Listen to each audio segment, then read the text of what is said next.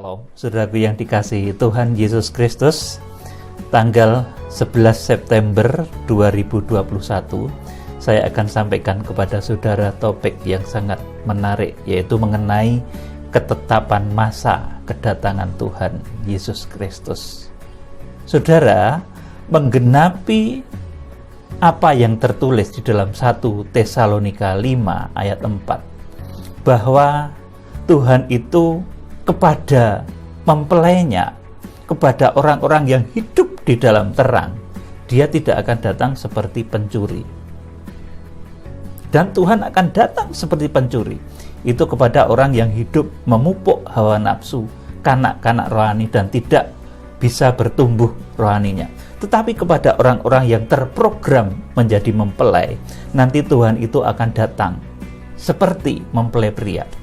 Dan kalau mempelai pria itu datang, menjemput, mengangkat mempelai wanitanya, tentunya dia memberitahu. Saudara, saya beritahu ini satu rahasia yang begitu dalam.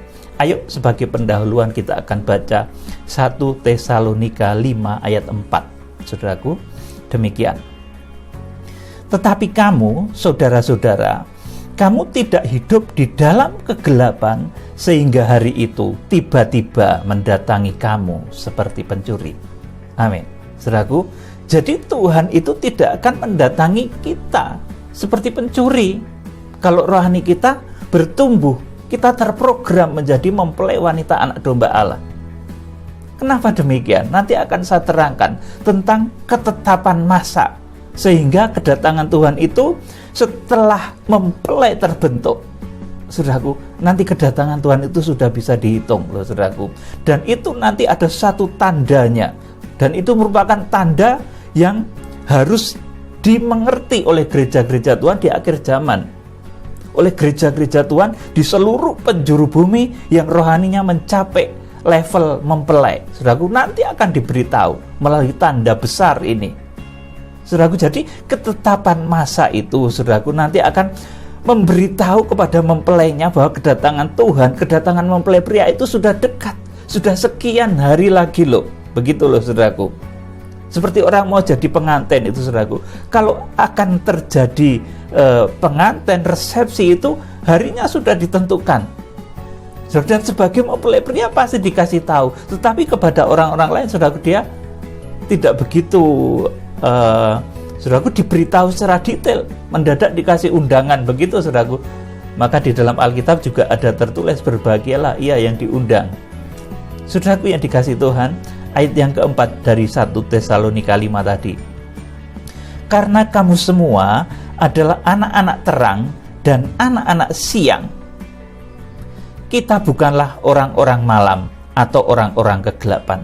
Jadi kepada orang-orang yang hidup dalam kegelapan, kepada orang-orang malam, itu Tuhan memang akan datang seperti pencuri yang merombak, merusak, saudaraku, membinasakan. Saudara yang dikasih Tuhan, ayat 6.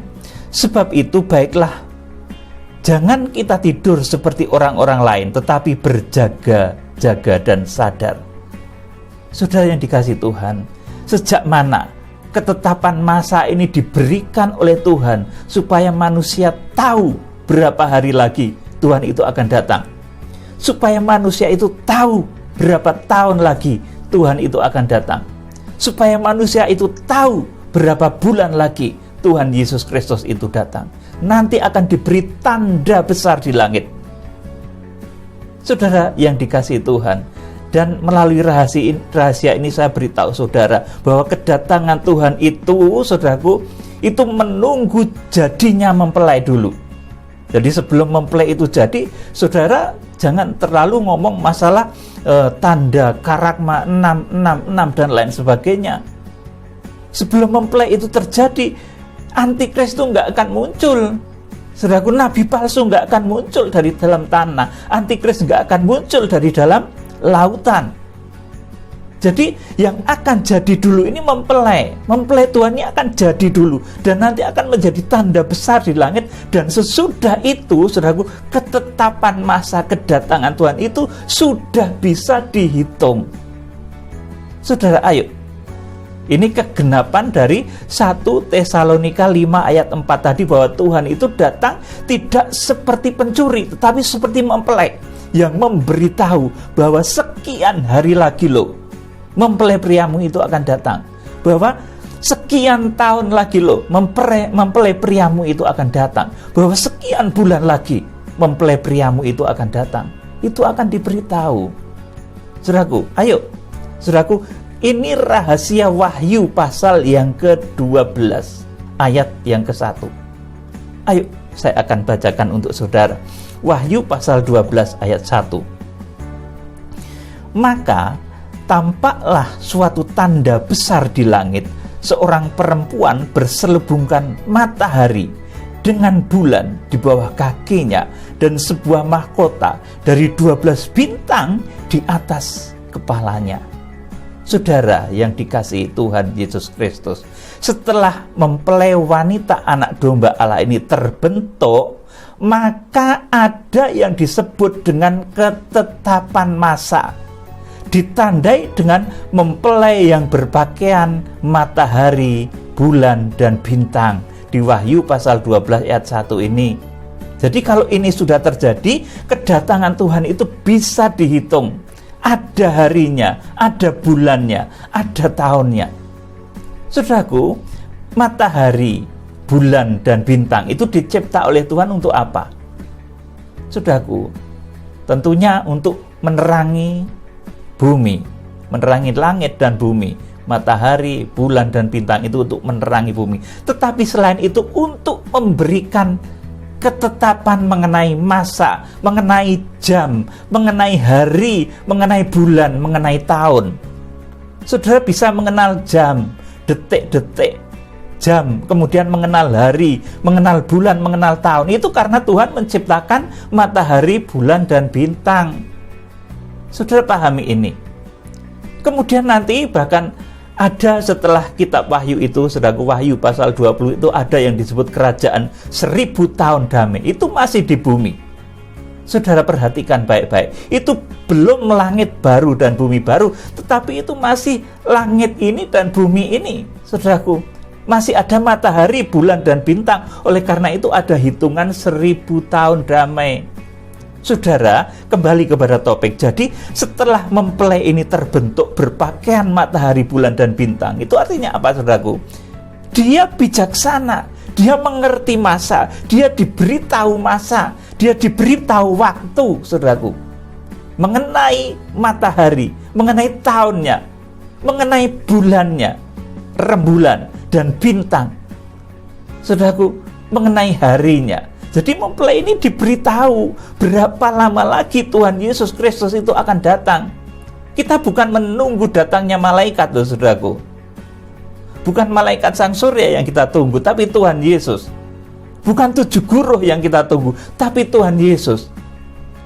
Sedangkan kedatangan 7 guru dan malaikat sang surya itu hanya sebagai alat, sebagai hamba yang memberitahu mengenai, saudaraku, saat-saat kedatangan Tuhan, detail kronologis di akhir zaman ini yang harus saudara mengerti. Jadi mulai Wahyu pasal yang ke-12 ini, ketetapan masa sudah diberikan oleh Tuhan. Saudaraku, ayo kita akan membaca sejarah dari ketetapan masa ini, saudaraku, bahwa matahari, bulan, dan bintang yang dijadikan pakaian mempelai ini oleh Tuhan sejak dahulu merupakan suatu benda yang dicipta oleh Tuhan untuk menentukan masa, tahun, bulan, hari. Saudaraku, matahari, bulan, bintang itu menentukan tahun, bulan, dan hari. Saudara bisa mengenal hari, bulan, dan tahun itu karena ada matahari, bulan, dan bintang. Dan mempelai di Wahyu pasal 12 ini berpakaian matahari, bulan, dan bintang. Dialah yang diberi rahasia mengenai masa. Saudara, mengenai ketetapan masa, berapa tahun lagi, berapa bulan lagi, berapa hari lagi Tuhan Yesus Kristus itu datang. Kita akan baca sejarah mengenai penetapan matahari, bulan, dan bintang ini sebagai penanda waktu, saudaraku. Kejadian, saudaraku. Demikian firman Tuhan, saya akan bacakan. berfirmanlah Allah, jadilah benda-benda penerang. Saudaraku, ini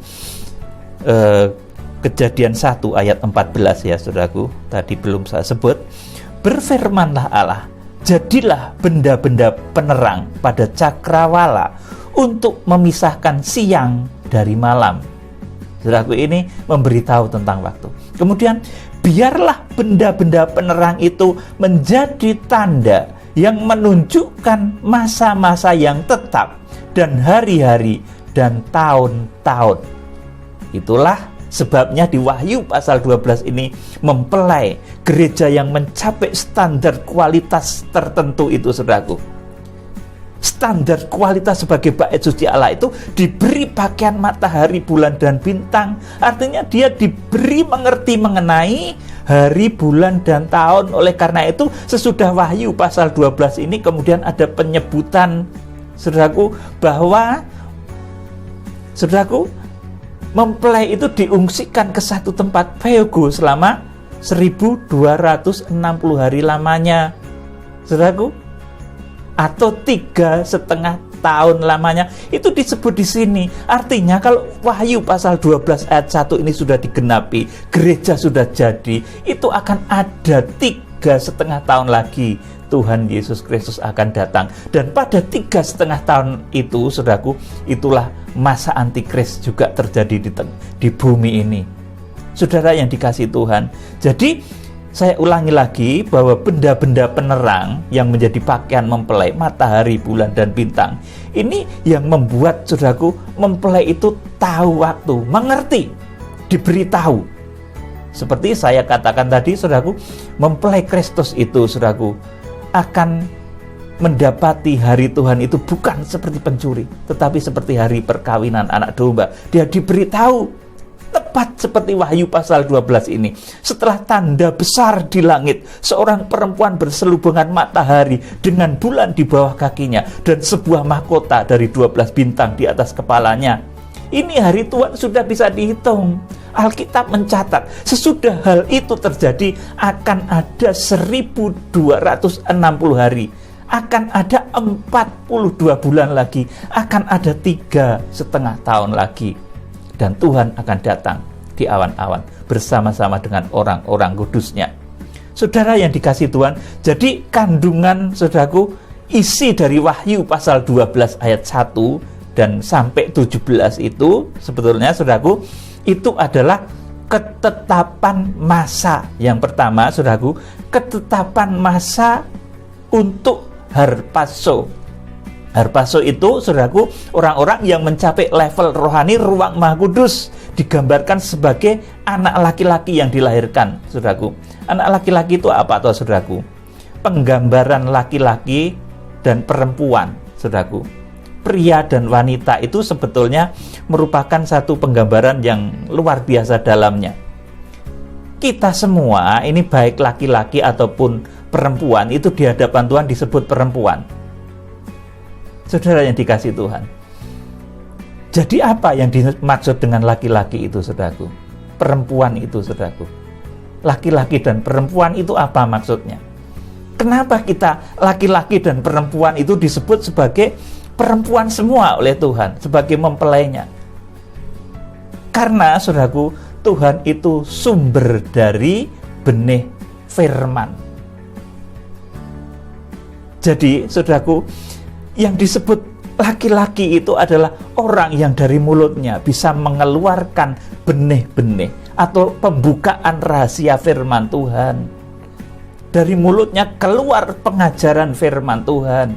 Itu karakter dari, saudaraku, anak laki-laki. Itu karakter seperti Musa. Itu karakter seperti Elia. Itu karakternya Tuhan Yesus Kristus. Itu karakternya 7 guru, saudaraku, yang membawa jemaat-jemaat akhir zaman ini untuk eksodus akhir zaman, penyelamatan di akhir zaman. Jadi, saudaraku, yang pertama ini Wahyu pasal 12 ayat 1 sampai dengan 17 itu, saudaraku, itu adalah ketetapan masa untuk terjadinya harpazo. Saudaraku, Tepatnya ini ditulis dalam Wahyu pasal 12 ayat yang kelima. Ini untuk orang-orang yang mencapai level rohani ruang Maha Kudus, akan langsung harpazo. Anak laki-laki, saudaraku. Jadi gereja akhir zaman nanti akan menghasilkan produk, saudaraku, akan menghasilkan saudaraku, jemaat-jemaat yang memiliki karakter anak laki-laki. Dari mulutnya keluar pedang, dari mulutnya keluar firman. Saudaraku, inilah orang-orang yang mencapai level ruang Maha Kudus. Tentunya, saudaraku, ini ada dari kalangan hamba-hamba Tuhan, ada juga dari kalangan jemaat. Saudaraku, tetapi yang mencapai level rohani ruang Maha Kudus, mereka nanti akan harpazo di Wahyu pasal 12 ayat 5 ini. Dan ini baru terbuka sekarang. Wahyu pasal 12 ayat 5 ini dikira dahulu ini merupakan satu pribadi. Saudaraku, jadi nanti akan ada darah Israel mengandung, kemudian saudaraku melahirkan seorang anak laki-laki. Nggak bisa, saudaraku. Wanita berpakaian matahari, bulan, dan bintang ini kalau diterjemahkan secara letterlek nggak bisa.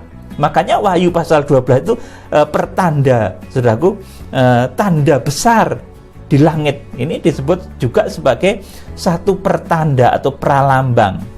Semeon, saudaraku, satu tanda, bukan itu arti letterlek, saudaraku. Saudaraku yang dikasih Tuhan, jadi Wahyu pasal 12 ayat 1 ini merupakan ketetapan masa untuk harpazo.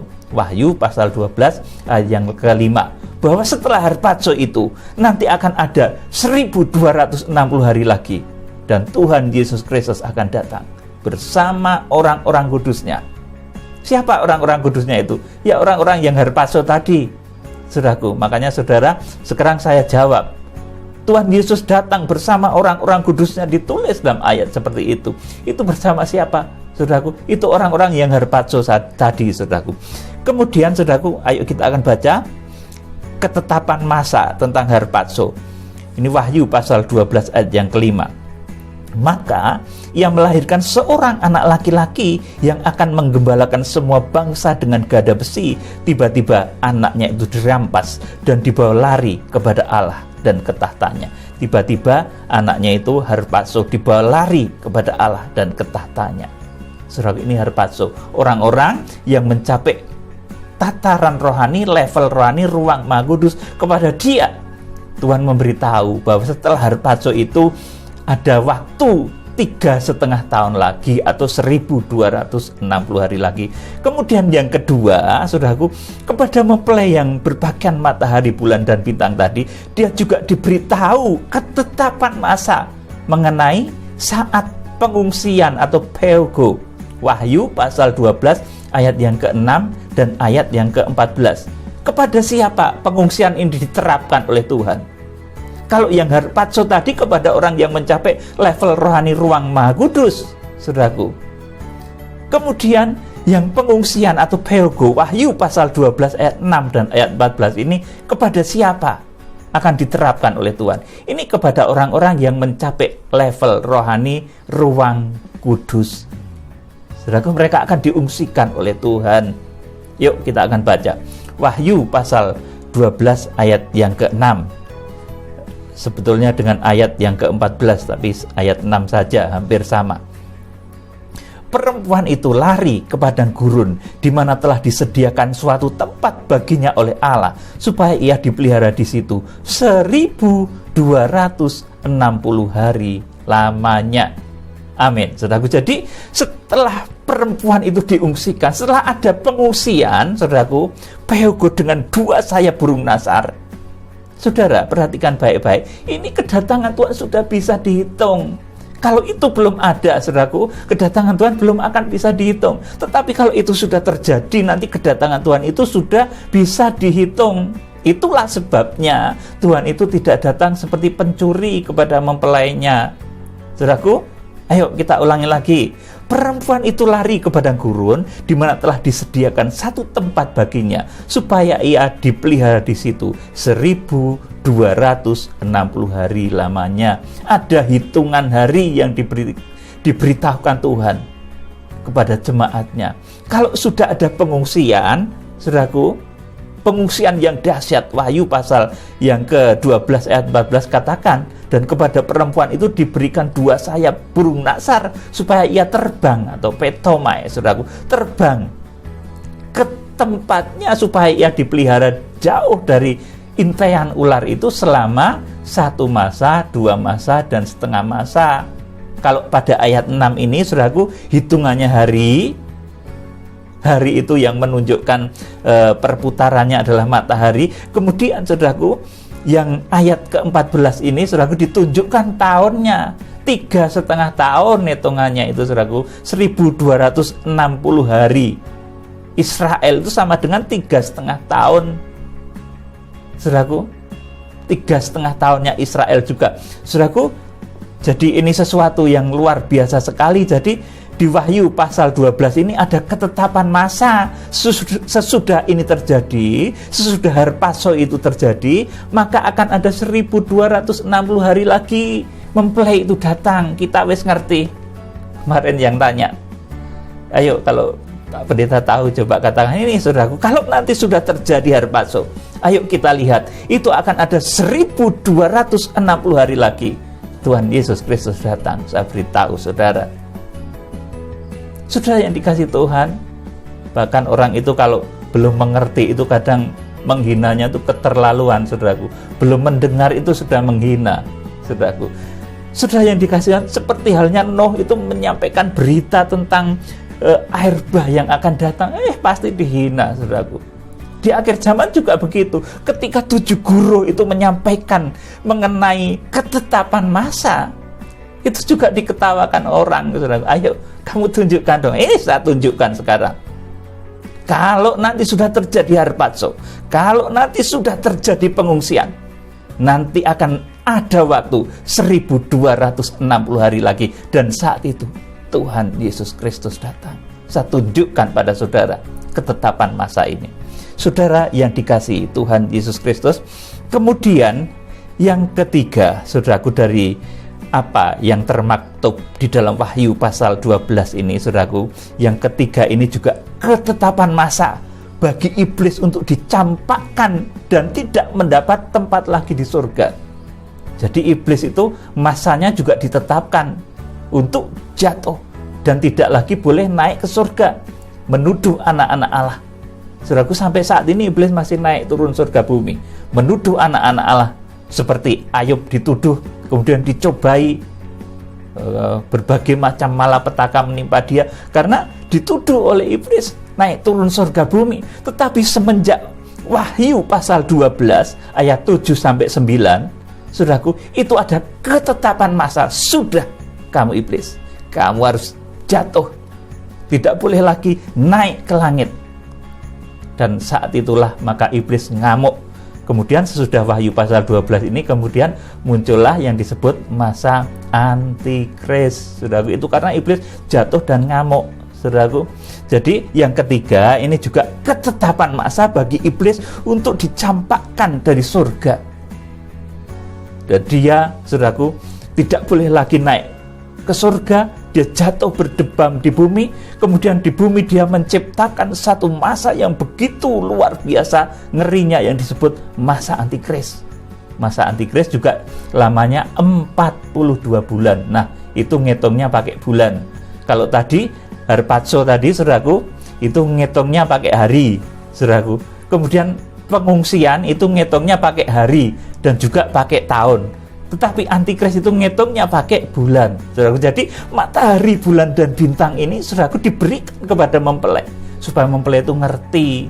Nanti kalau sudah ada harpazo, ya, jemaat-jemaat di seluruh penjuru bumi, nanti kalau sudah ada pengungsian, nanti kalau iblis sudah dicampakkan ke bumi, tercipta masa antikris, itu kedatangan Tuhan sudah bisa dihitung, ketetapan masa sudah bisa dihitung, saudara yang dikasih Tuhan. Dan saat ini karena tokoh-tokohnya itu sudah muncul, saudaraku, baik 7 guru ini sudah mulai muncul, saudaraku, ini waktunya sudah semakin dekat, saudara yang dikasih Tuhan. Jadi apa yang termaktub di dalam kitab Wahyu pasal 12 itu intinya seperti itu. Ketetapan masa harpazo, ketetapan masa pengungsian, ketetapan masa bagi iblis untuk dicampakkan dari surga. Wahyu pasal 12 ayat 7 sampai 9. Coba kita akan baca. Saudaraku, simak baik-baik. Wahyu pasal 12 ayat 7 sampai 9. Maka timbullah peperangan di surga. Mikael dan malaikat-malaikatnya berperang melawan naga itu, dan naga itu dibantu oleh malaikat-malaikatnya, tetapi mereka tidak dapat bertahan. Mereka tidak mendapat tempat lagi di surga, dan naga besar itu, si ular tua yang disebut iblis atau Satan, yang menyesatkan seluruh dunia, dilemparkan ke bawah, dilemparkan ke bumi bersama-sama dengan malaikat-malaikatnya. Amin. Saudaraku, jadi di Wahyu pasal 12 ini, saudaraku, ini sebetulnya, saudaraku, kalau saudara bisa menangkap dengan hikmat, dengan roh wahyu, maka saudara akan bisa melihat ketika gereja berpakaian matahari, bulan, dan bintang. Artinya dia betul-betul tahu masa, tahu hari, bulan, saudaraku, dan tahun. Dia akan diberitahu mengenai hari, kapan harinya, kapan bulannya, dan kapan tahunnya. Dan memberitahunya bukan secara langsung, tetapi dengan satu tanda besar di langit. Wahyu pasal 12 ayat 1. Maka tampaklah suatu tanda besar di langit, seorang perempuan berselubungkan matahari dengan bulan di bawah kakinya, dan sebuah mahkota dari 12 bintang di atas kepalanya.